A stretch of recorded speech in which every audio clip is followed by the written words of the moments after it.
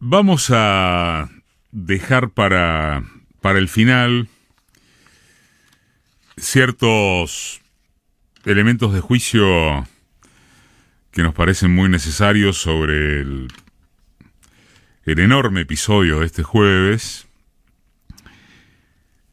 Y como si se tratara de dividir en dos partes estas opiniones, veamos en lo que sería el bloque 1, novedades o no, en torno del tema poco menos que excluyente para las grandes mayorías, que la inflación,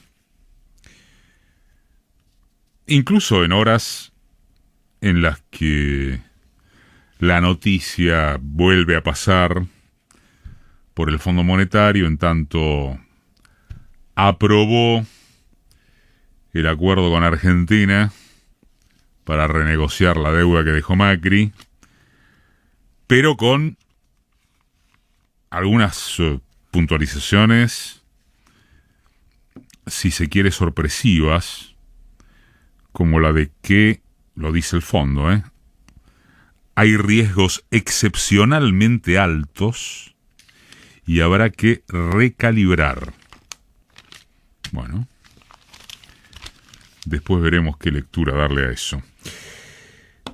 Si es por la inflación, como ustedes saben, como todos sabemos, o como uno cree que todos saben, el gobierno anunció una guerra contra la inflación, de la que continúa sin haber noticias, o casi, si es por medidas concretas que auguren buenos resultados.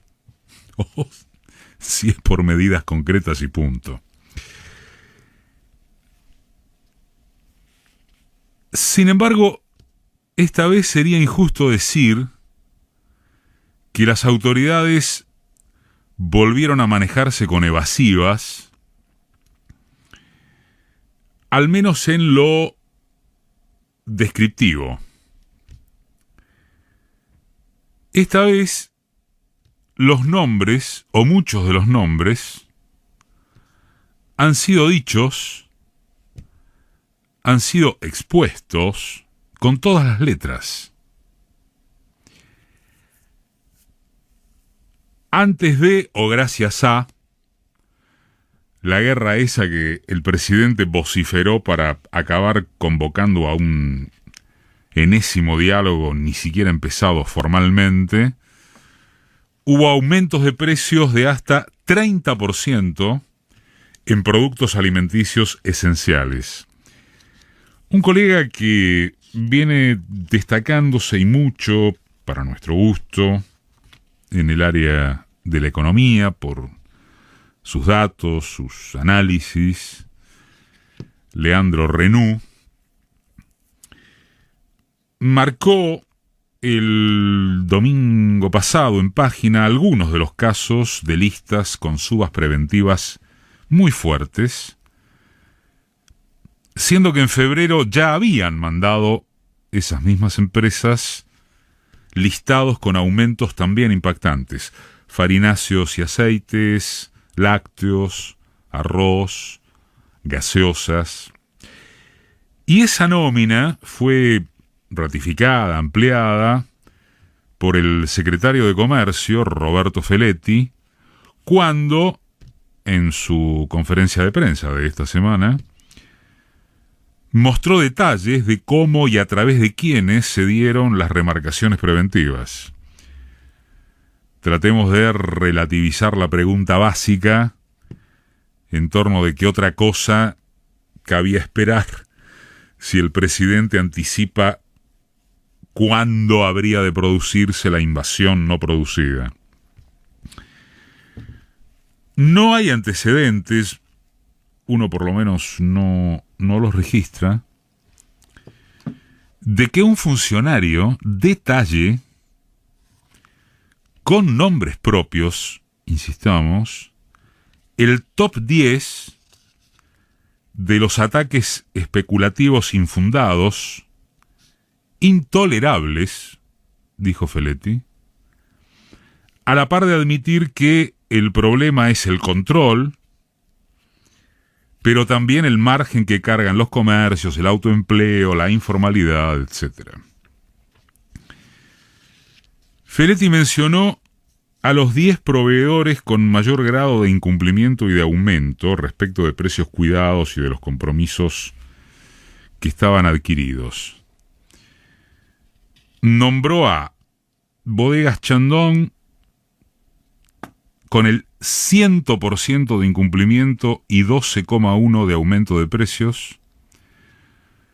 CCU Argentina, Compañía de Cervecerías Unidas, 100% de incumplimiento y 12,2% de aumento. Coca-Cola, 81,3% de incumplimiento y 10,9% de subas en los precios. Granix, productos para el desayuno, bueno, que es de la Iglesia Adventista del Séptimo Día. 80% de incumplimiento y 11,3% de aumento promedio. Los 5 hispanos, 80 y 17. Prodea, Aguas, 73,9% de incumplimiento y 12,4% de subas. Quilmes, 72,7% y 18,2%. Reckitt Benckiser, 69 y 8,7%. Mondelez, Sorio, Club Social, Cerealitas, Terrabuzzi, Pepitos, Express, Milka, Cadbury, Schott, Mantecol, Tita, Rhodesia, Beldent, Bubalu, Bazooka, Halls, Tang, Clyde, Royal. 63% de incumplimiento y 22% de aumento de precios. Establecimiento Las Marías, con un incumplimiento del 70,6% y un aumento de precios de 12,1%. En orden aleatorio y sumadas otras puntualizaciones, yerba mate, productos de limpieza, ya dijimos, galletitas, gaseosas, aguas, otras bebidas, bebés y mamás, así se llama el rubro, congelados, golosinas. Increíblemente, o todo lo contrario, el grueso de los propios medios afines al gobierno ignoró o relativizó este listado y las maniobras enunciadas. O peor todavía, el propio gobierno no se muestra convencido de exponer masivamente aquello de lo que eso sería víctima, porque, claro, no hay un liderazgo que tome el mando del convencimiento. Sin ir más lejos, el ministro de Agricultura dice que el campo es la gallina de los huevos de oro y el secretario de Comercio advierte que el oro se lo quedan en el gallinero.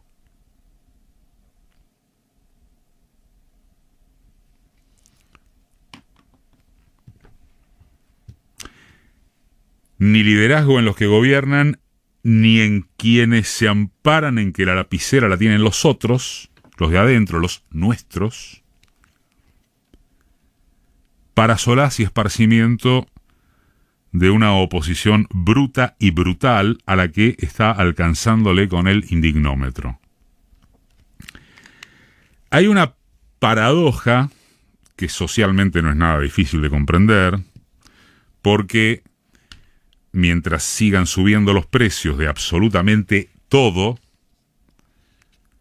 con la yapa de la guerra en Ucrania, la sensibilidad, la reacción popular son de cajón. Lo injustificable es la interna del gobierno, atada a un lado por el consignismo contra el arreglo ya inerte con el fondo, ya a recalibrar, y al otro por las indecisiones permanentes. La economía vuela en recuperación, no solo como rebote del gato muerto tras la pandemia. El índice de desempleo es el más bajo desde 2013. Empleo formal privado. No entremos a analizar calidad de empleo. La pobreza, obvio, galopante, pero se reconoce desde los movimientos sociales que la atmósfera muy espesa, sobre todo del conurbano, no es de estallido.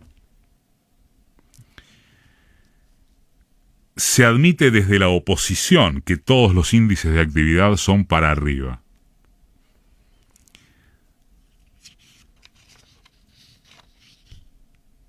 Aterriza cualquier alienígena y preguntaría por cuánto va a ganar el gobierno las elecciones. Y hay o habría dificultades inmensas para explicarle que podría perderlas por goleada.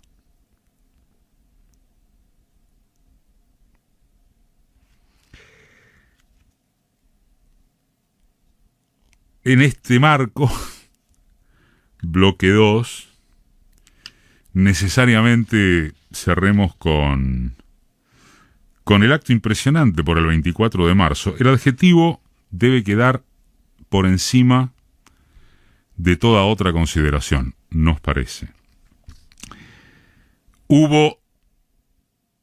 En demasía hubo, que los análisis y las declaraciones especulativas se impusieron mediáticamente a la emoción genuina, a la movilización conmovedora, al hecho de que esas multitudes, vengan de donde vengan, son la reserva insuficiente pero indispensable para que las fuerzas de derecha no se sientan en anchas completas.